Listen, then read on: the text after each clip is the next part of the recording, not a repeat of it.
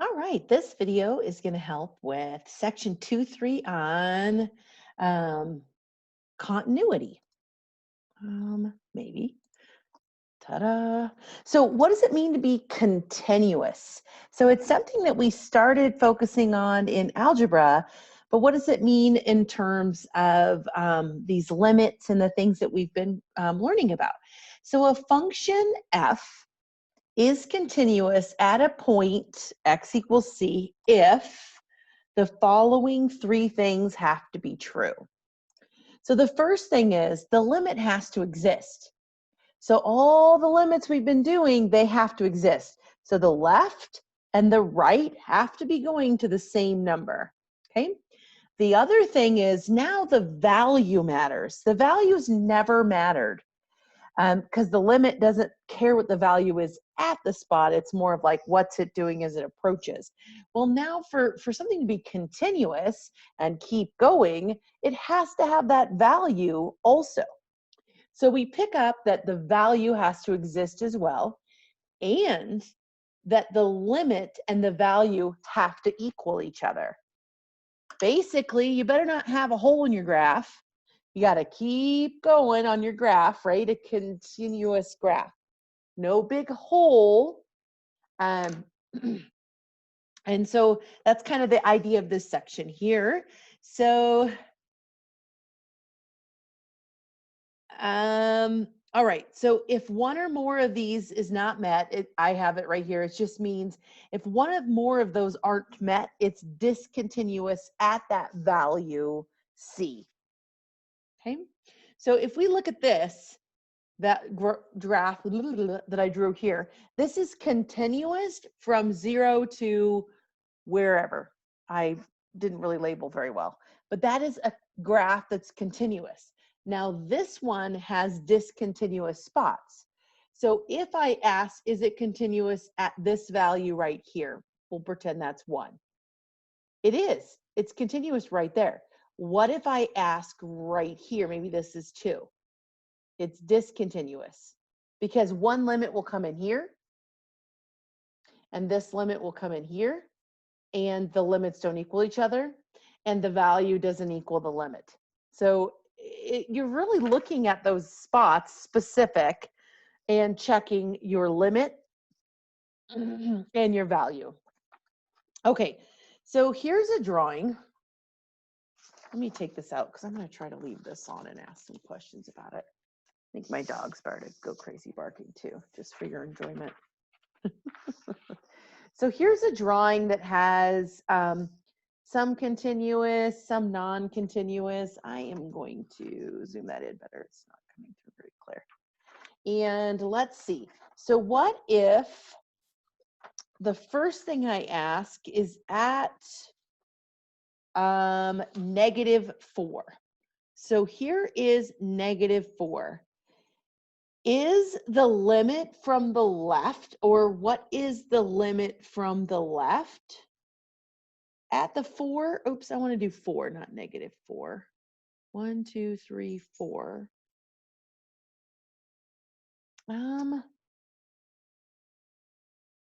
My notes don't match my graph, so I don't really care right now. Okay, so if we looked at the value 4, 1, 2, 3, 4, what would be the left? Coming from the left, what would be the limit here? It would be going to, it looks like a little about 4.5, a little above 4.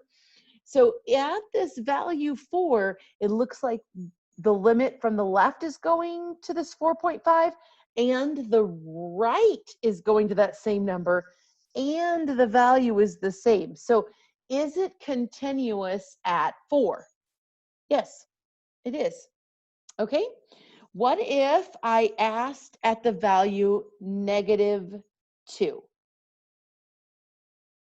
Here's -2. Okay, what's the left limit? The negative. It's coming in and it's going to 5. Okay. And what's the right limit? It's going to 5 as well. And then what's the value at that point? -2. There isn't one. It's a hole in my graph. So is it considered continuous? Well, no, it's a hole in the graph. It didn't keep going through that spot. So at the value -2, you are discontinuous. The limit exists, but the value didn't, and so it didn't exist. Okay, what about here at -5? Okay, we're here at -5. Okay, is it continuous? Well, I can look at it and say, no, it doesn't go from 1 and keep going. You have to pick up your pencil. So if you pick up your pencil, not continuous. At this value, our left limit is going to 2. Our right limit's going to 3, and the value is at 3. Those 3 things aren't equal. So we're out. Okay, so that's from a drawing. So you have a couple different questions from a drawing. Then we're going to start to ask questions like, where is something continuous? Now, these are going to bring out some of your algebra skills. So where is this continuous? Well, this is a line, and if you drew it, it's continuous everywhere. A line, you start your pencil, you never have to pick up your pencil, it keeps going. So we would say this is continuous from infinity to infinity in that interval notation. What about something like this? It's going to get harder. Where is this continuous? Well, we have to think about those vertical asymptotes where we have holes in our graph, or a asymptote will either have a hole or an asymptote. So we can't be continuous at 1 or -2. So we're continuous everywhere else but those 2 numbers. So we can say we go from -infinity to -2, not including the -2, union that with -2 to 1, not including either one. So we use the round bracket, and then 1 to infinity. So we basically have to leave off those numbers. Okay, so that's how we could say we're continuous on one like that. They do get a little harder. Let's see. So let's do a harder one. And we're going to use a sign chart for this just to help us out. Could have done a sign chart on the last one too. This is like I don't remember how many problems I've done. We'll call this one my 3rd example. Okay, so what if I have x to the 3rd is less than 144x? Where is this continuous? Well, this is kind of written weird. So we're going to need to move everything over to the left side. So I'm going to subtract this part over. So I'm going to have x to the 3rd minus 144x is less than 0. Still doesn't seem very... Okay, then from here, I am going to take out an x. I can factor out an x. And I'm going to have x squared minus 144 is less than 0. And I'm going to find those values where it equals 0.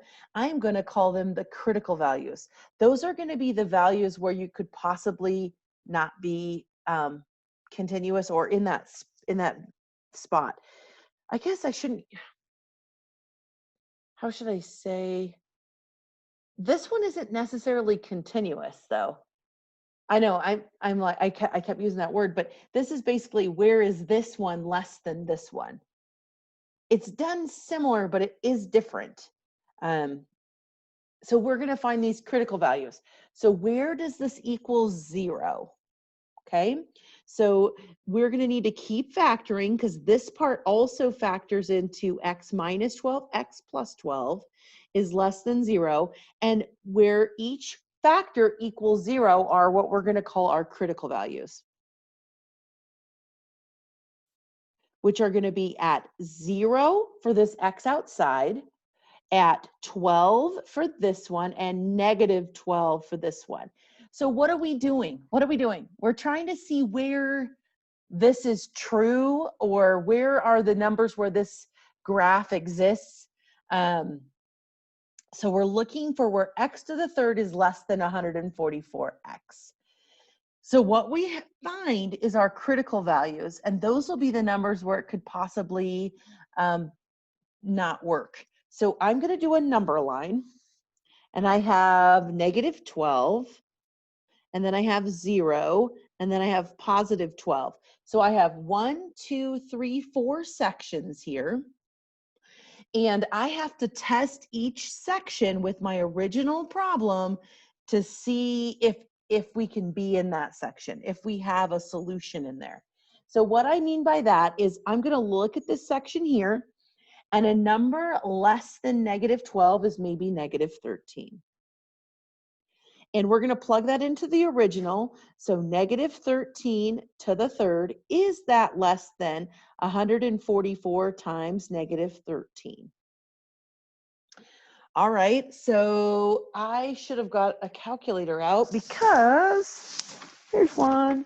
I don't really know what 13 to the third is off the top of my head, and I don't have it written down.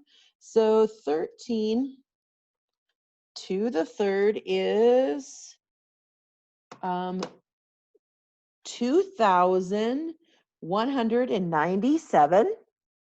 Okay, is that less than 144 times negative 13? Wow, I can't see this very good. I wonder if this will make it hard to see no, I think that's fine. Because you're timesing it by a negative, obviously it's going to be smaller. 1,872. Is this number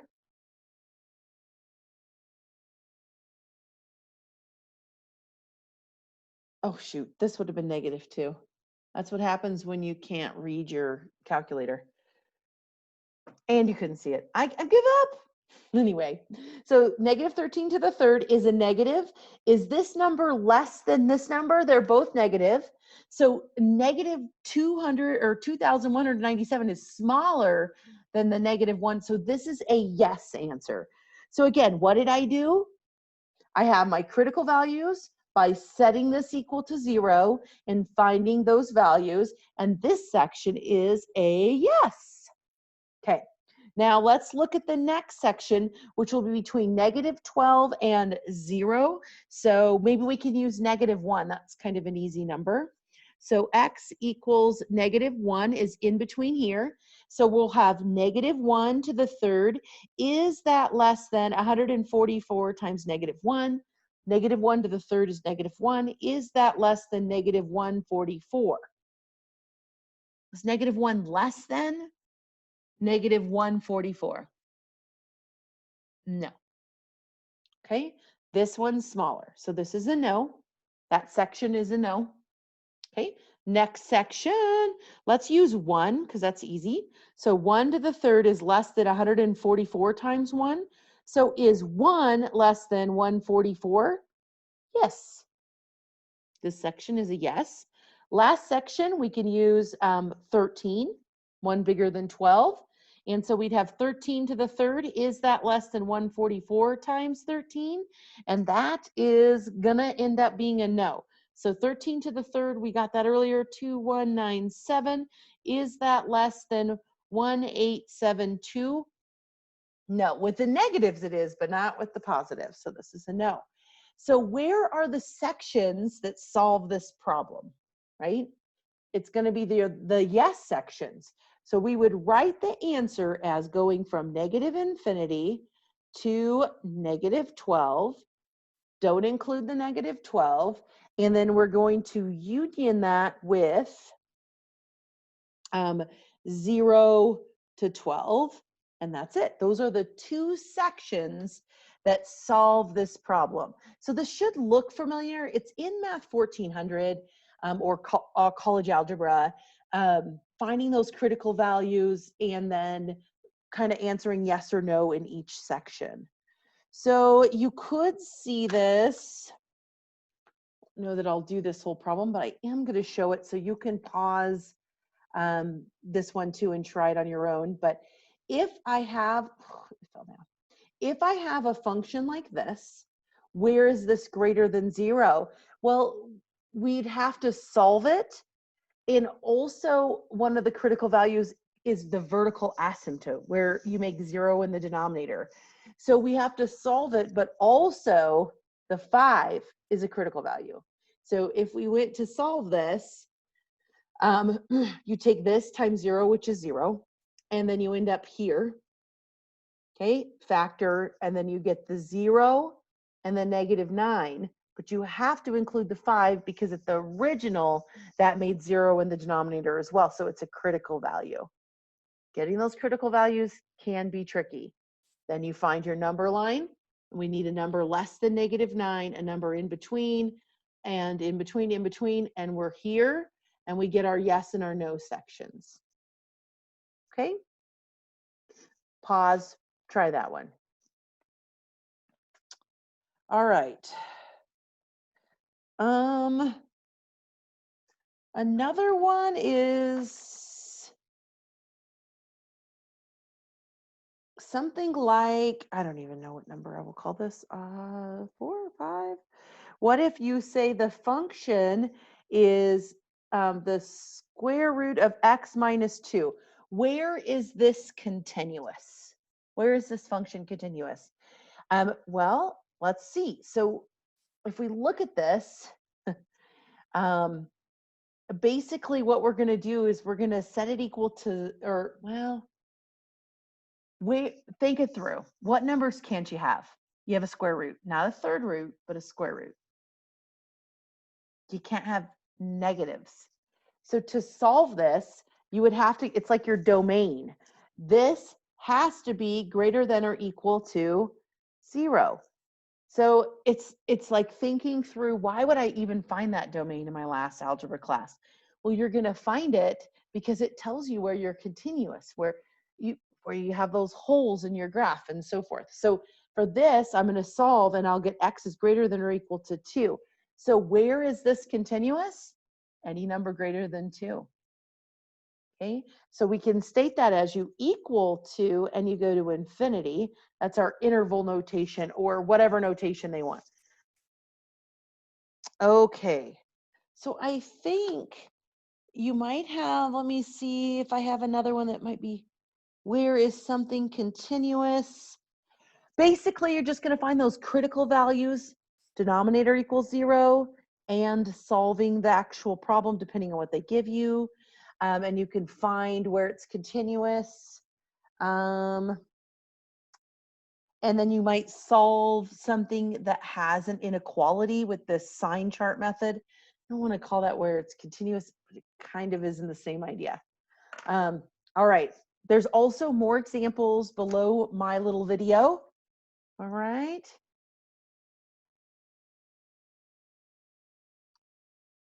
Oops, I can't. There we go.